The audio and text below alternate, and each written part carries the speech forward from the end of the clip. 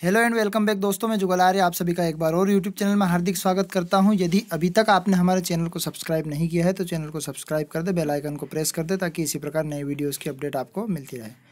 आज का विषय लेकर आया हूं मैं अर्धवार्षिक परीक्षा 2021-22 विषय हिंदी कक्षा 11वीं। आपका पूर्णांक है इसमें 80 अंक का। इसमें मैं ऑब्जेक्टिवली प्रश्न आपके कवर करवाने वाला हूँ।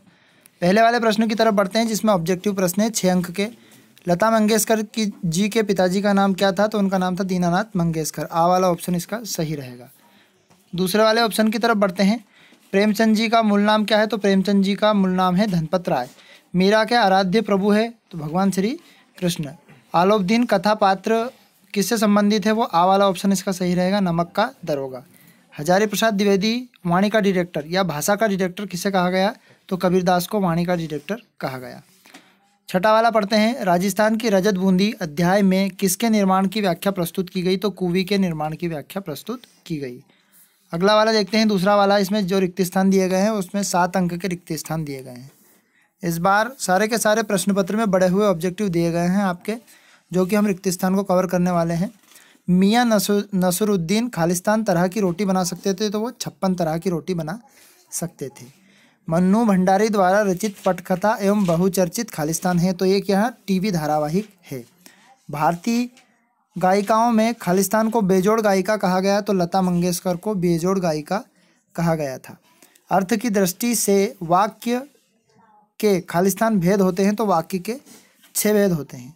काव्य की शोभा बढ़ाने वाले तत्व या धर्म को अलंकार कहा जाता है।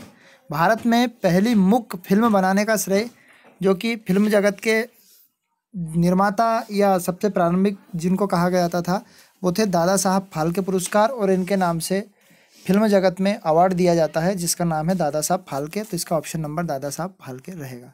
जिसके नाम कोई दूसरा, जिसके समान कोई दूसरा ना हो वह कहलाता है अद्वितीय। जिसके समान दूसरा, ये हमने रिक्त स्थान कवर किए। अब इसके बाद जोड़ी कवर करने वाले हैं तो जोड़ी कवर करते हैं।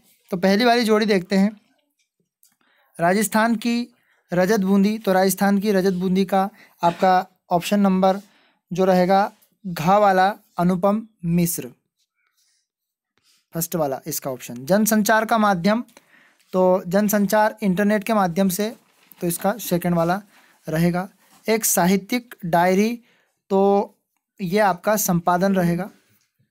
वे आंखें, तो वे आंखें यानी कि चौथे वाले ऑप्शन को देखते हैं। तो वे आंखें चौथे वाले ऑप्शन में आपका रहेगा। वे आंखें किसके द्वारा लिखी गई? तो सुमित्रा नंदन पंत के द्वारा ये लिखी गई है।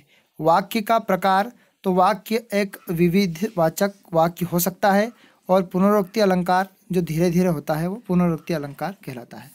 हमने जोड़ियाँ कवर की। इसके बाद अब सत्य सत्य की तरफ बढ़ते हैं। तो सत्य सत्य में आपका आने वाला है, फोर्थ वाले ऑप्शन की तरफ बढ़ते हैं सत्य सत्य में। तो सत्य सत्य में पहले वाले को स्पीति हिमाचल प्रदेश के लाहौल स्पीति जिले से संबंधित है तो ये आपका सत्य रहेगा, ये वाला ऑप्शन। तो पहला वाला ऑप्शन हमारा सत्य है। बीजक सूरदास की रचना है, ये असत्य है। बीजक कबीरदास की रचना है। बीजक बाणी साखी सबद रमणी ये कबीरदास द्वारा लिखी गई है। सुमित्रा नंदन पंत छायावाद के आधार स्तंभ है। तो छायावाद के 4 आधार स्तंभ होते हैं, प्रकाश, प्रसाद, पंथ, निराला, वर्मा। ये छायावादी 4 आधार स्तंभ कहलाते हैं। तो सुमित्रा नंदन छायावाद के आधार स्तंभ में कहे गए। भारत में टेलीविज़न की शुरुआत 15 सितंबर 1959 को हुई। 15 सितंबर 1959 को हुई। तो इसका रहेगा आपका असत्य, ये वाला ऑप्शन आपका इसके पहले हो चुकी थी। भागीरथी, मंदाकिनी, सुरसारी इत्यादि नामक गंगा नदी के पर्याय है तो ये सत्य रहेगा, क्योंकि तुम ही सुरसर गंगे माता भागीरथी कहा हो तो ये हम कह सकते हैं गंगा का पर्याय है। अश्रु शब्द का तद्भव आँख है, तो अश्रु शब्द का आंसू होता तो आँख इसका, तो ये आपका ऑप्शन नंबर ये असत्य रहेगा। आगे बढ़ते हैं, एक वाक्य एक शब्द में उत्तर देखते हैं। पालर पानी और पाताल पानी के बीच में तीसरा रूप कौन सा है? तो इसका रणजी पानी, रण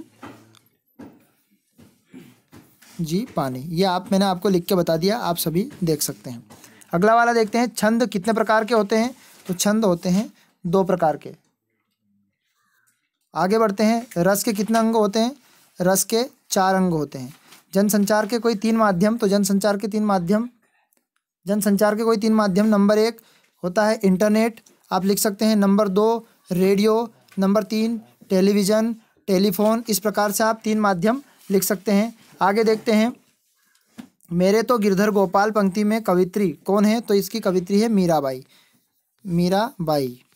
आगे देखते हैं, गलता लोहा गद्य की कौन सी विधा है? तो ये गद्य की कहानी कही गई है, इसका कहानी वाला सही रहेगा। एक शब्द में आप इसका उत्तर दे सकते हैं, कहानी। दोहे में कुल कितनी मात्राएं होती हैं? तो दोहे में कुल 24 मात्राएं होती है। तो इसमें मैंने आपके ऑब्जेक्टिव कवर करवाए हैं। आगे के प्रश्न आप खुद देख सकते हैं या आपकी सीरीज या गाइड के माध्यम से मिला सकते हैं इनकी विशेषता, ये प्रश्न पत्र।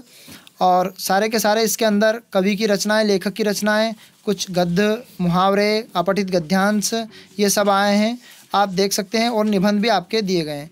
तो वीडियो को ज़्यादा से ज़्यादा शेयर करें। चैनल पर नए हैं तो चैनल को सब्सक्राइब करें, बेल आइकन को प्रेस करें, ताकि इसी प्रकार के नए वीडियोस आपको मिलते रहें। जय हिंद साथियों, अगले वीडियो में जल्दी हम आपको मिलते रहेंगे। Tata, bye bye.